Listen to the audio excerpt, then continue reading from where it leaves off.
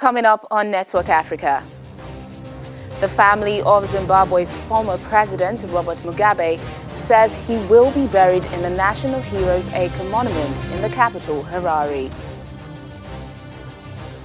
South African activist groups march against gender violence outside the Johannesburg Stock Exchange.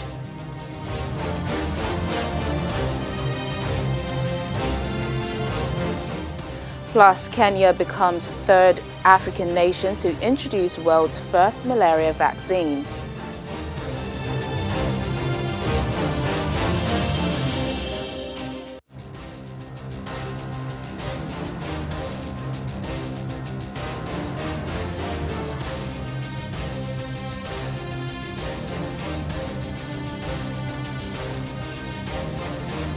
Hello and a warm welcome to the program. I'm Teniola Shoboale.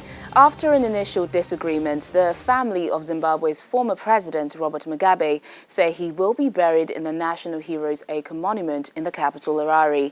However, family spokesman and nephew, Leo Mugabe, says the date is yet to be determined.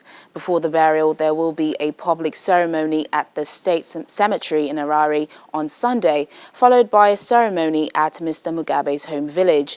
The former leader's family and the government had earlier disagreed over the late strongman's final resting place. 95-year-old Mugabe died last week while undergoing medical treatment in a hospital in Singapore. Let's get more on this story from Zimbabwean journalist Nigel Yamatumbu. Thanks for joining us on the program, Nigel. It's been a long week of back and forth. Just yesterday, we heard reports that Mr. Mugabe would be buried in his rural home. Now we understand he'll be buried at the National Heroes Acre Monument. Is this the final decisions, or are there still discussions ongoing? Thank you so much for having me. In what will rank as one of the world's most confused funerals, the funeral of former President Robert Mugabe has taken yet another twist in that the family now has said that the initial arrangement that government had made to bury the former president at the National Heroes Acre will continue on Sunday. But to add to the confusion, the family spokesperson of the former president, Robert Mugabe, Leo Mugabe, says that what will happen at the National Heroes Acre will just be a formality. The body of the former president will still be buried at a private place.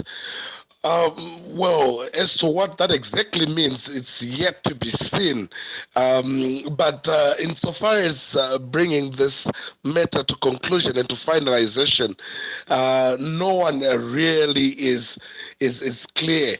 But suffice to say, tomorrow there is the government, the state funeral service at the National Sports Stadium, and then on Sunday, there is the burial service at the National Heroes Acre. Whether there will actually be President Robert Mugabe's body in the coffin or not is still subject to debate if we are to base it on what the family spokesperson has said. Nigel, what we're also hearing is that this back and forth is due to the fact that Mr. Mugabe's family is reportedly bitter over him being ousted by former ally Mr. Mnangagwa 2 years ago. Do we know what concessions, if any, the government is making to heal or cover these divisions ahead of the funeral? Well, that former President Mugabe was bitter with President Emmerson Mnangagwa is a matter of public record. And it's not surprising that he took that bitterness with him to his death. And certainly a good number of not only his relatives, his family, but also his political allies are milking at this opportunity as a way of getting back at former President at President Mnangagwa, pretty much on the basis that if by bearing former President Mugabe anywhere else than the National Heroes Acre, Mnangagwa will be embarrassed not only in Zimbabwe but even in the face of his fellow African leaders, most of whom will be gracing the funeral service of the former president. So really, the government is trying to make these concessions with the family such that there is just this depiction of unity, there is depiction of some sort of order, and there is some depiction of honor, which the government, on one hand, also seriously wants to confer on the founding president of this country.